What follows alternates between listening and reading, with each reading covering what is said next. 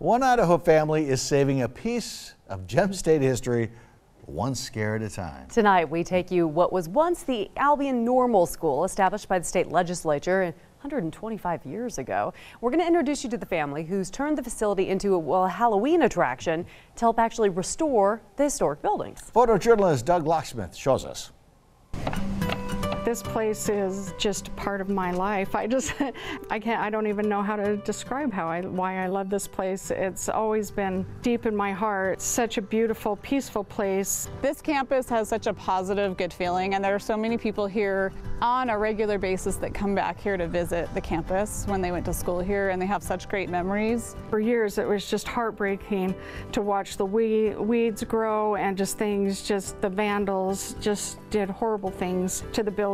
And once they start breaking in, then the weather and animals start getting in and just really gets terrible. My husband purchased this when I was home pregnant and sick in Boise, and when I came here and he brought me here, I was like, what in the world are we doing here? We had to put on masks and gear up to even go inside the buildings because they were so bad. They were just crumbling apart. The buildings, obviously, where we have people come and stay, we've stripped them down to the studs and completely renovated with new wiring, electrical and plumbing and all the things necessary for a comfortable stay. The buildings that we use for the haunted mansions, they were scary. It's hard for me to walk in these beautiful buildings and run into all these spooks and stuff that I have to work my way around. But really, when you think about it, how else are they going to be able to bring in that revenue? If they were just to jump in and repair the buildings, they would be losing money, not making money. It's really fun and kind of ironic because when we talked to Patty, the historian here at the museum, her dad and her grandfather were maintenance workers here, and they actually have memories of little haunted houses that the school put on. Up in the gymnasium, they had a haunted house here. Over in Miller Hall, they did a haunted house just for a fun weekend kind of thing. And so we think it's just really fun that historically they did those things here for entertainment. And now here we are so many years later doing this as well, that's helping maintain these buildings. Oh, is it haunted? Yes. But I wouldn't say haunted in the traditional sense because in my mind haunting is more of a scary thing. But there are definitely ghosts around, and my theory on that, when I give tours, I tell people my theory is that the students and teachers that attended school here, they loved it so much. I've had the privilege of speaking to a lot of them, and after they pass on, some of them want to come back to visit, and some of them are practical jokers, I think. So that's my theory on the ghosts. But yes, there are ghosts. She's not afraid of no ghosts. The Mortensons say they have future plans for the campus that may include a school inside the former women's dormitory and a variety of summer programs for the kids. But for now, the campus will remain the haunted mansions of Albion. For more extended and exclusive content about the school, you can head to our website, 6onderside.com. Legislators are hoping to change the sobering fact that suicide is the second leading cause of death for Idaho teenagers. In one rural school, the state-supported program is gaining traction and creating results, as you'll see in this Making the Grade. 5, 4, 3, 2, 1, go! Rimrock Middle and High Schoolers mark the end of their school year in a unique way. The color run, full of laughter, fun, and friendships, comes out of the very dark topic of teen suicide. And suicide has impacted this community greatly. 5 years ago, the state first introduced the Sources of Strength program to a few schools. The focus is about fostering positivity, creating connections, and building resiliency. It's just really just about connecting with everyone and just building friendships and lifelong relationships that you'll have forever. When Sierra Swanson moved to this remote Owyhee County community from San Diego as a sophomore, she couldn't imagine a suicide prevention program would ever help her. I just thought it was going to be stupid. Now, as a graduating senior, Sierra says Sources of Strength has changed her life. This year has been one of the hardest years of my entire life. She's used one of the keys of the program, a bond with a trusted adult, to keep her life on track. For Sierra, that's her counselor, Miss Metcalf. She's never given up on me.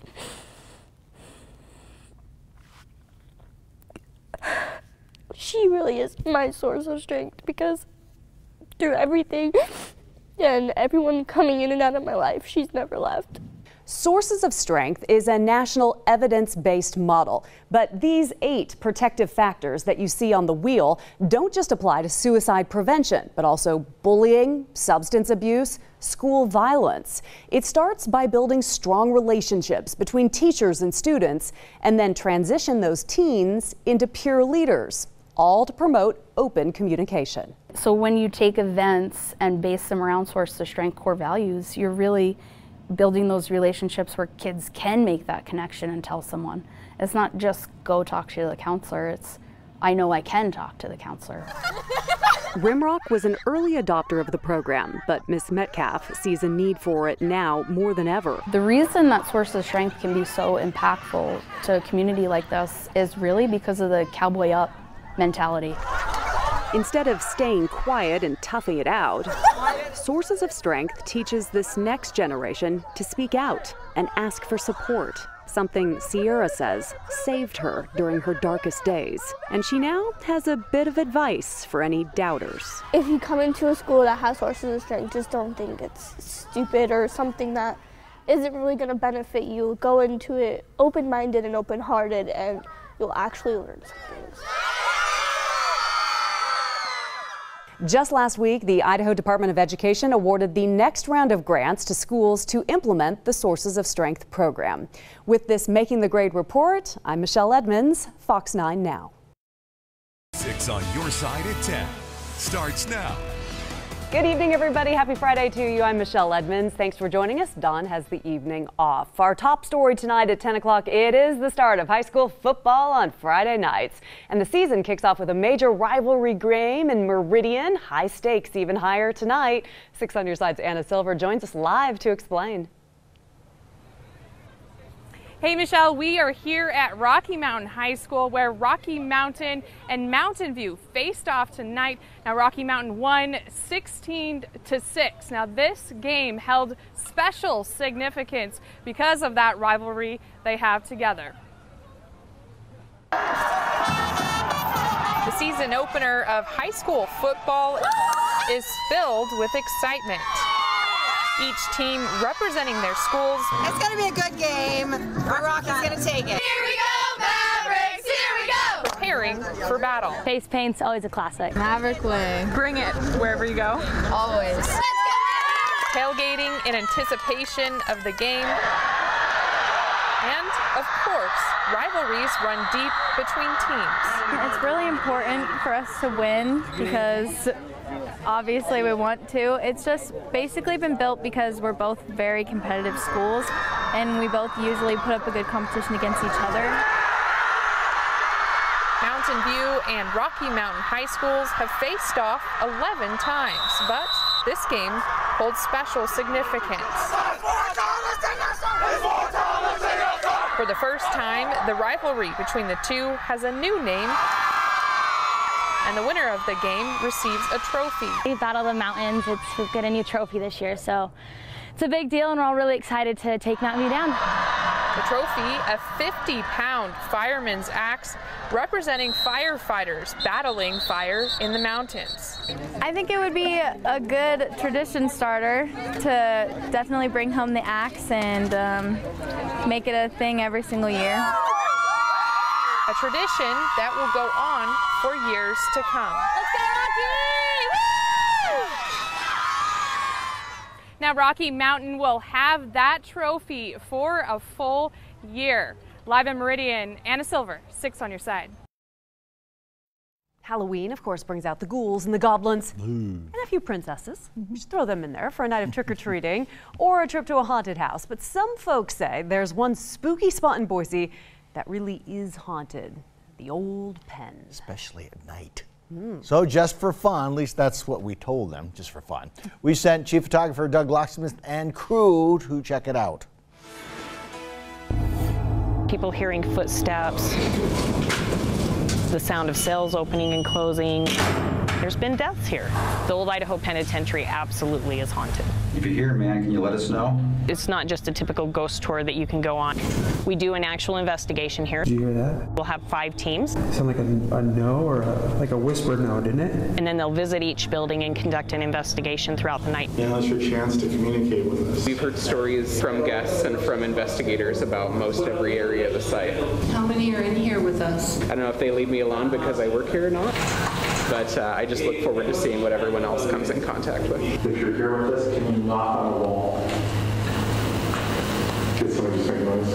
I heard that. I heard that too. I heard that. Stomach grab? You heard knocking from within the wall. Can you do that again? These things don't perform on command. That's why we do our investigations, and we just hope that something will happen throughout the night. Just sitting in the back of the corner, and my friend had told me there's just weird vibes, which I felt because I didn't want to leave this room. Something like glanced against my head, so I turned around to see if it was a web or something. There was nothing there. Excuse me. There's nothing there. It's just weird when it happens to you. You know, you see it and you hear it, and then it happens to you, and you're just like, what is that?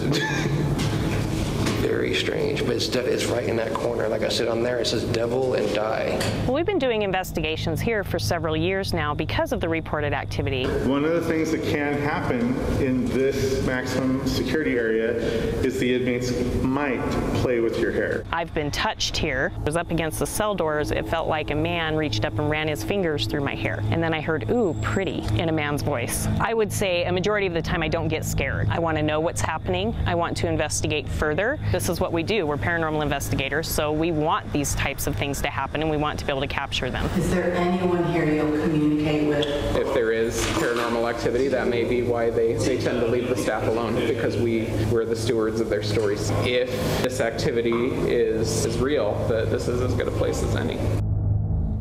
Ooh, the longer, scarier version. 6onyourside.com. Check it out. Here's a live look from our camera atop the Red Line Hotel, part of our Toyota Dealers Tower Cam Network. Scott's back after this. New Year! Happy New Year! You know, usually you only see fireworks on 4th of July. Now you're going to see them, you know, wintertime when you're snowboarding? No way. It was awesome. Just a little bit more snow, but the weather was fantastic. It was a beautiful day for skiing.